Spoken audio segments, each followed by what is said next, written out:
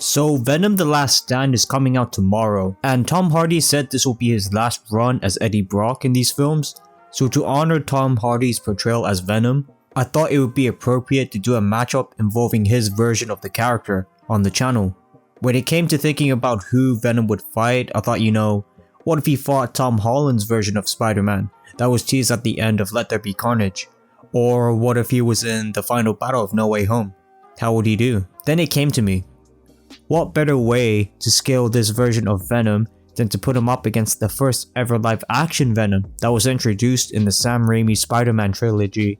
What if the Topher Grace version of Venom went up against Tom Hardy's version of the character? And of course, I am making this video before Last Stand comes out, so any feats Venom performs in that movie won't be in the video. So what content can we use when scaling these characters? Topher will have the original Spider-Man trilogy and No Way Home to scale from, and Tom Hardy will also have the Venom and Let There Be Carnage to scale his power. So with all that laid out, let's begin the video. To start scaling 2018 Venom, we're gonna have to scale off Carnage since he has the most physically impressive feats in the movies.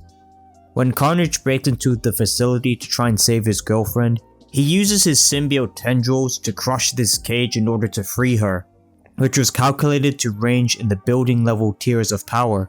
Now it is important to note that Carnage is still stronger than Venom, and he states this in the church when he goes to fight him, but he should still be relative to him in terms of power. There's also other notable feats like Venom jumping on police cars and crushing them on impact, putting him in the wall level tiers of destruction. As for his speed, Venom should be in the supersonic tiers of combat reaction speeds. This was demonstrated when Eddie was being jumped in his apartment and Venom was protecting him from gunshots, moving him out of the way of bullets and creating shields before they hit him. As for his durability, he should scale roughly to his attack potency, since there's no reason to suggest that the symbiote recreation would scale higher than his destruction or AP. When in his fight with Carnage, he was clearly getting overpowered over time and could not beat him one-on-one. Venom is also said to be over 80 billion years old, suggesting he could have genius level IQ just by existing and seeing everything in the universe during his lifetime, possibly granting him high battle IQ as well. So with all this laid out, does the OG Venom have what it takes to take on the new Venom? When it comes to scaling this version of Venom, it's important to note that Topher Grace's version of the character is stated to be stronger than Tobey Maguire's Spider-Man.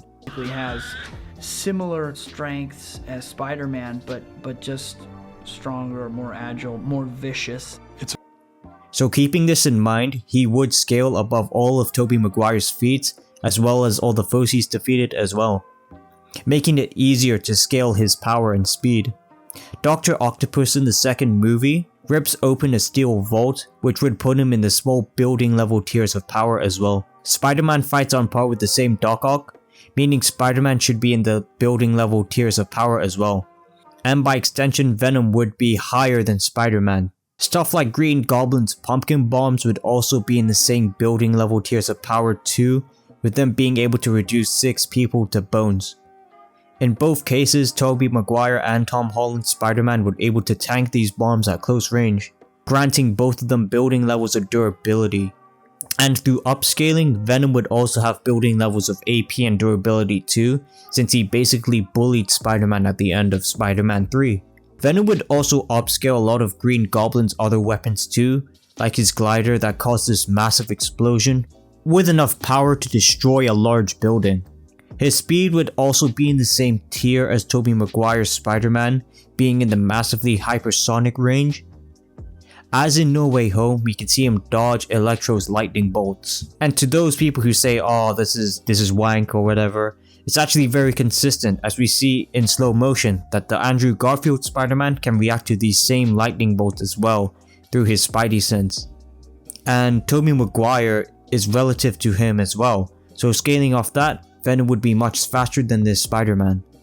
It's important to note that Topher Grace's version of Venom also inherited the same abilities as Spider-Man, as when he took over Peter's body and moved over to Eddie Brock, he took all of Spider-Man's memories and spider powers, allowing him the ability to web sling and give him Spidey sense as well. So, that concludes most of the scaling for both of these characters. So who would win? I think with everything laid out like this, it's kinda hard for me to imagine the Tom Hardy version of the character overcoming the massive power gap or the massive speed advantage that the Sam Raimi version has over him. Although Tom Hardy's version of Venom has fought stronger symbiotes before, he's never actually won a 1v1 encounter and always had outside help to assist him. Any weaknesses such as fire and sound probably won't be a factor in this, since they are both weak to it, and any attempt to use it would risk killing themselves in the process too. Even if I were to equalize the speed and power for both Venoms, the Raimi version of Venom would still hold an advantage, having the Spidey sense to allow him to dodge better and avoid fatal blows. So yes, the Sam Raimi Venom comes out on top. But we'll wait and see when the new Venom movie comes out if he does anything impressive to boost his scaling. And with that, the video is over. And of course, if you think I left anything out, or if I missed something from the movies, please leave it in the comments below. Thank you so much for making it to the end, and I'll see you again soon.